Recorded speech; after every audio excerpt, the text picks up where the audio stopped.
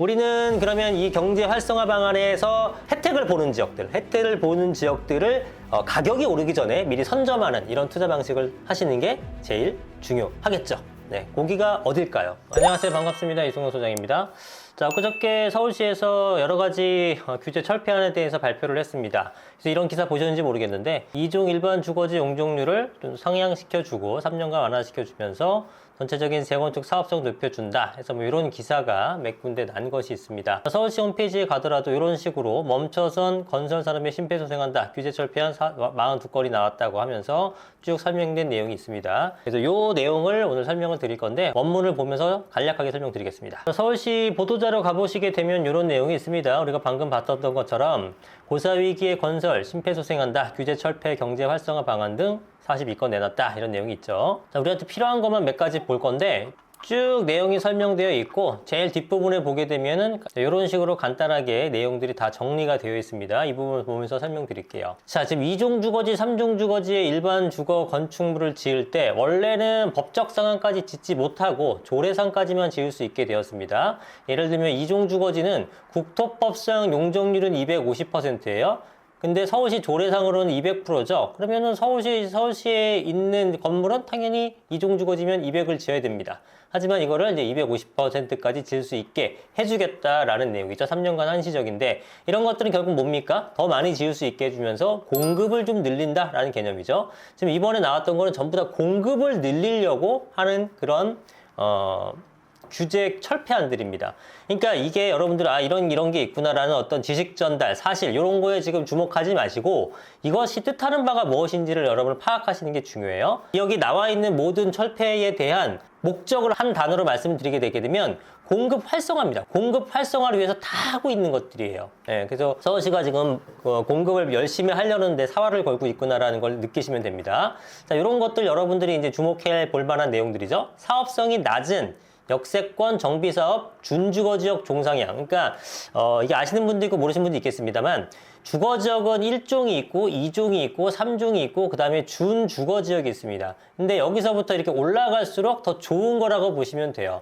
더 높이 더 많이 지을 수 있다. 1종보다는 2종, 2종보다는 3종, 3종보다는 준주거가 좋은 건데 지금 역세권 쪽에 사업성 낮은 이런 역세권 지역들은 준주거로 용적률을 상향시켜 주면서 개발하겠다라는 겁니다. 그럼 법적 상한으로 보게 되면 얘는 200%, 얘는 250%, 얘는 300%인데 준주거 지역은 500%예요. 조례로 봐더라도 400%. 어찌됐건 굉장히 높은 용적률을 확보할 수 있게 된 거죠. 그러면 그만큼 용적률 확보됐다는 것은 아파트를 더 많이 지을 수 있고 많이 지은 아파트로 일반 분양하면서 수입이 생길 수 있으니까 그 수입으로 공사비를 충당하고 분담금을 낮춰주는 효과가 있는 거죠.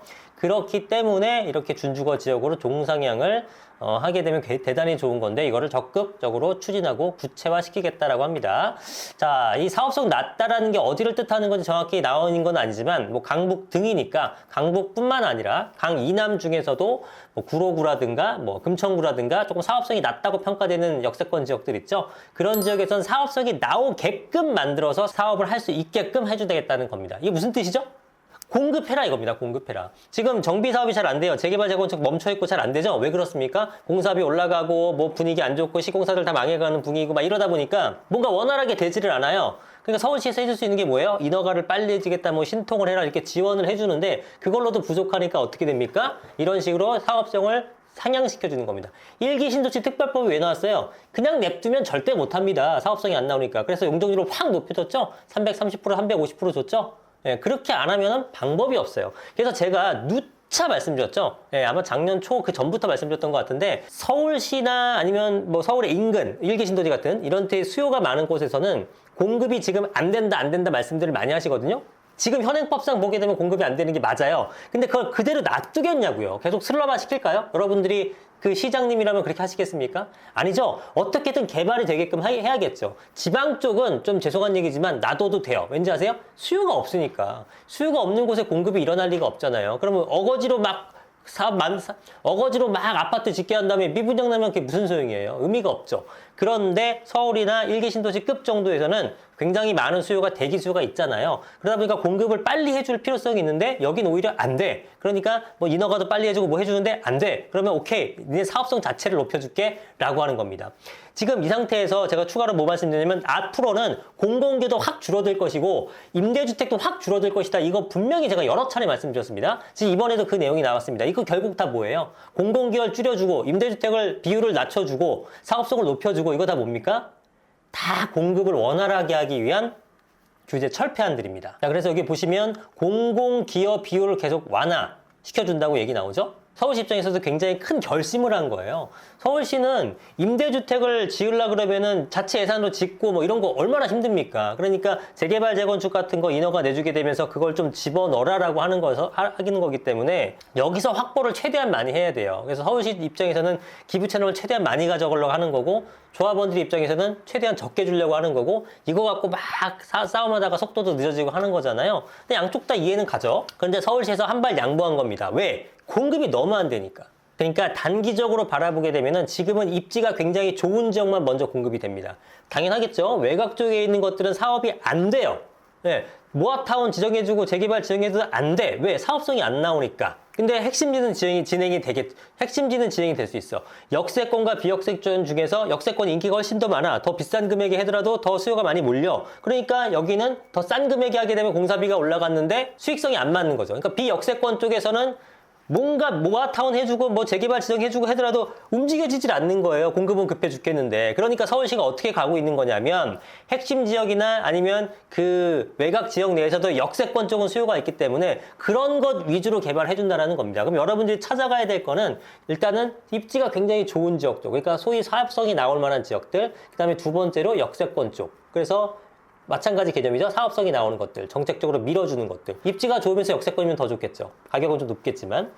그런데 이제 이것만 보고 나서 판단하시면 안 되고, 그러고 나서 어떤 사업 방식으로 가느냐. 그게 역세권 활성화인지, 역세권 장기전세 주택사업인지, 모아타운인지, 일반 재개발인지, 공공인지, 뭐 소규모 재건축인지 굉장히 많은 종류가 있잖아요. 개발을 하는 데 있어서. 그 개발 방식에 따라서 인센티브도 다 틀리고, 지정 요건도 틀립니다. 그런데 지금 유튜브에서는, 솔직히, 이거는 물리적으로 지정 요건에 전혀 근접하지 않은 것들도 막 다 된다고 홍보를 한다고요. 그리고 진짜 말도 안 되는 용적률 막 제공하게 되면서 뭐 이건 1000%가 되네요, 뭐 800%네요, 막 헛소리 하는데 그거는 말이 안 되는 얘기고요. 이론적으로 올라가 있는 거지만 이론적이도 아니고 늘어나는 용적률의 일정 부분에 대해서 공공기여를 해야 되기 때문에 실제로 우리가 제공받는 용적률은 그 정도까지 되지 않는 겁니다. 그런 거에 대해서 과장되게 설명하는 거 좀 조심할 필요가 있고, 어쨌든 입지가 좋으면서 역세권 쪽에 있으면서 해당 사업 방식의 요건이 적합한 그런 곳의 매물은 적극적으로 구입해 두시는 게 좋을 걸로 보여집니다. 앞으로 굉장히 정책적으로 밀어줄 것 같아요. 뭐가 뭔지 모르겠다 그럼 연락 주십시오. 여러분이 갖고 있는 자금에 맞춰 갖고 저희가 투자 대상지를 한번 찾아드리도록 하겠습니다. 그 다음에 이런 내용들, 상업지역, 그 다음에 상업지역 준주거지역 내 비주거시설 비율 폐지 및 완화. 자, 요것도 뭐냐면 비주거 지역의 비율을 폐지했습니다. 자, 보면은 요즘에 상가 안 되죠? 재건축 상가도 나중에 상가 받으면 문제가 없는데 우리도 아파트 주세요 하니까 계속 이렇게 막 다툼이 있는 거잖아요. 근데 상가 주민들이 왜 상가를 안 받으려 그래요? 상가가 인기가 없으니까. 상가보다 아파트가 훨씬 더 인기가 많으니까. 그래서 상업시설이나 준주거 지역에서도 이 지역 특성에 맞게 비주거 시설, 그야말로 상가 같은 거나 근생 같은 걸 지으라는 일정 의무 비율이 있었는데 이런 것들을 폐지하거나 하향 조정하는 겁니다. 그러면 사업성이 증대가 되겠죠. 아니 20% 상가 지을 걸 10%만 상가 짓게 하게 되면 10%포인트만큼을 아파트를 지을 수 있게 되겠죠. 그러면 사업성도 훨씬 더 확보가 되는 거고 미분양에 대한 리스크도 줄어들 수가 있겠죠. 뭐 그런 방식으로 비율 철폐를 지금 해주고 있는 거다. 그 다음에 마찬가지입니다. 용적률, 공공기여, 주거비율을 완화해주겠다. 사업성 보정 개수를 높여서 사업성을 증대시켜주겠다. 이런 얘기하는 거죠. 공공기여 비율 완화해주겠다. 입체공원 제도도 도입하겠다. 이게 의무적으로 이런 그 공개 공지라든가 공원 같은 걸 만들어내는 비율이 있거든요. 근데 이런 것들을 그냥 입체공원화하는 것들은 거기에 비율을 감가시키거나 아니면 인정 안 했는데 이런 것도 오케이, 다 의무확보 공원으로 인정해주겠다라고 하는 겁니다. 다 완화시켜주는 내용들이죠. 뭐 이런 내용들이 쭉 있습니다. 쭉. 뭐 뒤에는 좀 여러분들이 어려워할 만한 내용들과 제가 별도로 말씀을 안 드리겠습니다만 이런 식으로 하는 겁니다. 그래서 일일이 하나하나 아는 게 중요한 것이 아니고 서울시가 어떤 정책 방향을 갖고 움직이고 있구나, 이 부분을 보시는 게 굉장히 중요하죠. 현재 서울시에서는 공급을 최대한 할 수 있게끔 하는 거고, 최근 들어서 이제 질문 많이 받는 게 서울시장 나중에 바뀌면 어떡해요?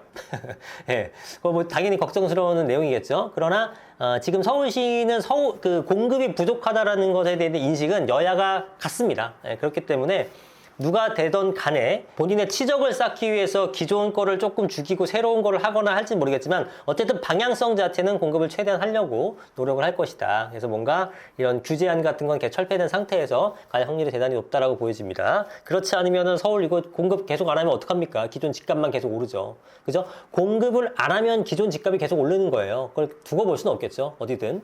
그렇기 때문에 이런 철폐안이 계속 나오게 되는 거고, 우리는 그러면 이 경제 활성화 방안에서 혜택을 보는 지역들을 가격이 오르기 전에 미리 선점하는 이런 투자 방식을 하시는 게 제일 중요하겠죠. 네, 거기가 어딜까요? 잘 찾아서 투자를 하시는 게 좋겠다는 생각이 듭니다. 자, 오늘 뭐 간단한 내용이었습니다만 서울시 정책 방향을 알 수 있는 중요한 내용이었기 때문에 잘 이해하셨길 바랍니다. 자, 오늘 영상 여기까지 하겠습니다. 감사합니다. 이종소장이었습니다.